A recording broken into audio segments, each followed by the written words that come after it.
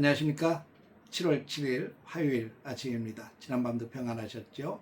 오늘도 새날을 주신 하나님께 감사하며 믿음으로 힘있게 달려가시기를 주의 이름으로 축복합니다. 오늘은 그 사도행전 9장 1절에서 9절까지의 말씀을 통해서 인생의 방향을 바꾸시는 주님이라는 주제로 함께 은혜를 나누겠습니다. 먼저 성경을 보겠습니다.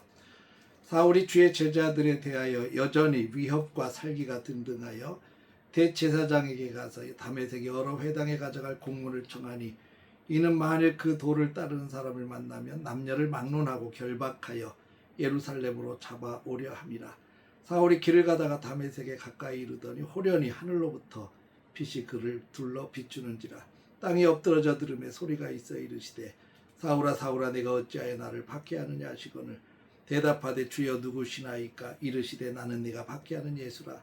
너는 일어나 시내로 들어가라. 네가 행할 것을 내게 이를 자가 있느니라 하시니 같이 가던 사람들은 소리만 듣고 아무도 보지 못하여 말을 못하고 서 있더라. 사울이 땅에서 일어나 눈은 떴으나 아무것도 보지 못하고 사람의 손에 끌려 다메섹으로 들어가서 사흘 동안 보지 못하고 먹지도 마시지도 아니하니라. 오늘 본문의 말씀은 교회 역사상 가장 놀라운 회심 사건 가운데 하나인 사울의 회심을 기록을 하고 있습니다. 사울은 훗날 이방인의 사도가 된 사도 바울을 말하죠. 근데 오늘 본문 속에 이 사울은 아직 복음의 증인으로서의 모습이 아니라 복음을 핍박하는 사울의 모습을 그리고 있습니다. 그는 누구보다 열심히 있는 사람이었습니다.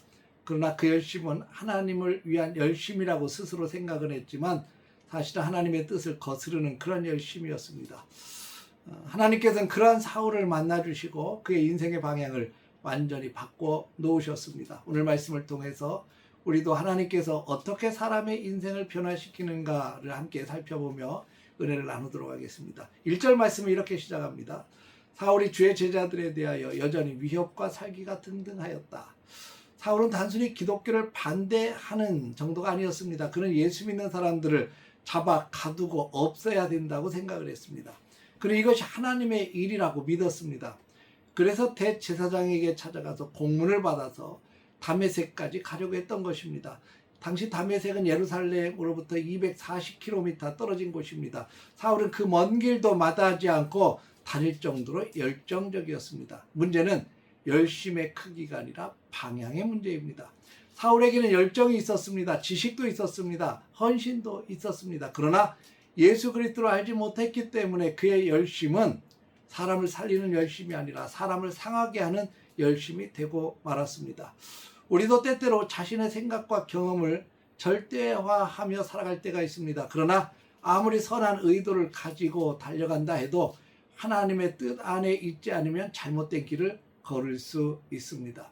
신앙은 단순히 열심으로 사는 것이 아니라 하나님이 원하시는 방향으로 살아가는 것이라는 것을 잊지 않기를 바랍니다. 3절과 4절을 보면 사울이 다메섹에 가까이 이르렀을 때 갑자기 하늘로부터 빛이 비추었다 말합니다. 그리고 사울은 땅에 엎드러졌습니다. 그때 주님의 음성이 들려옵니다. 사울아 사울아 네가 어찌하여 나를 박해하느냐. 여기서 놀라운 사실은 주님께서 사울을 정죄하기 위해서 찾아온 것이 아니라 구원하시기 위하여 찾아오셨다는 사실입니다.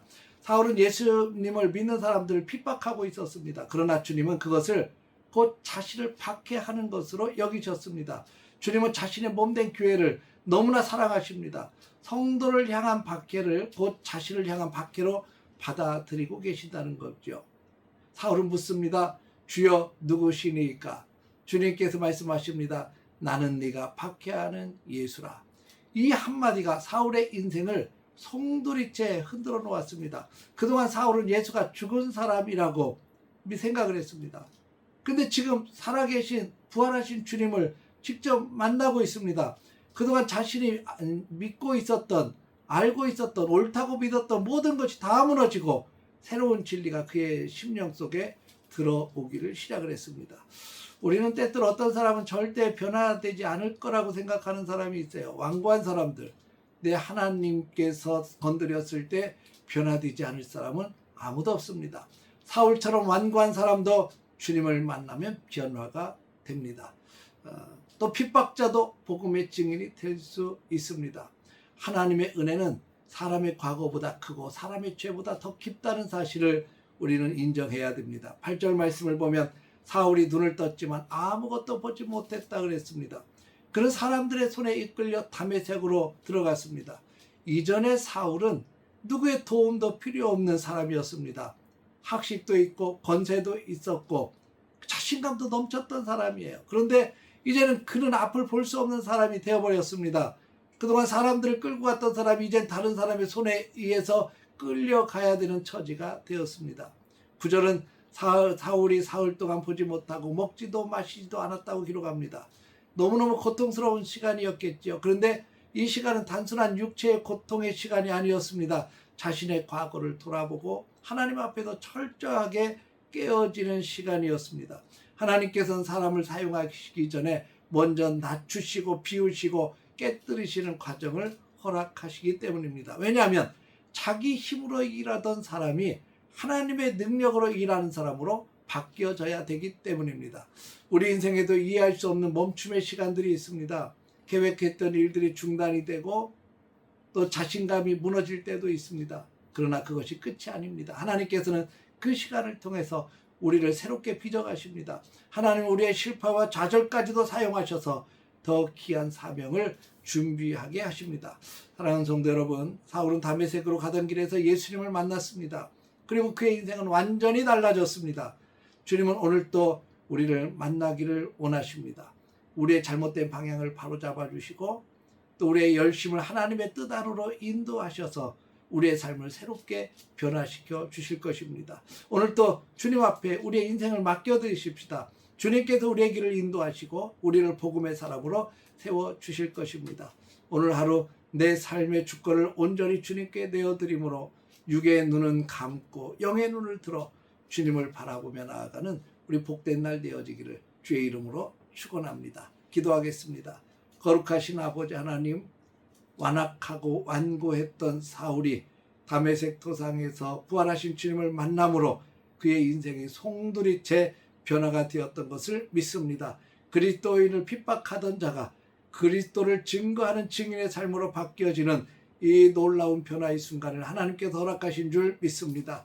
주님이 터치하시면 변화되지 못할 인생은 아무도 없음을 믿습니다. 아버지 하나님께서 우리도 만나주셔서 변화시켜 주셨고 지금도 수많은 영혼들 주께서 만나주셔서 변화시켜 주옵소서. 오늘 하루 온전히 주님을 바라보며 믿음으로 나아갈 때 놀라운 승리의 길이 되게 하여 주옵소서. 예수님의 이름으로 기도했습니다. 아멘.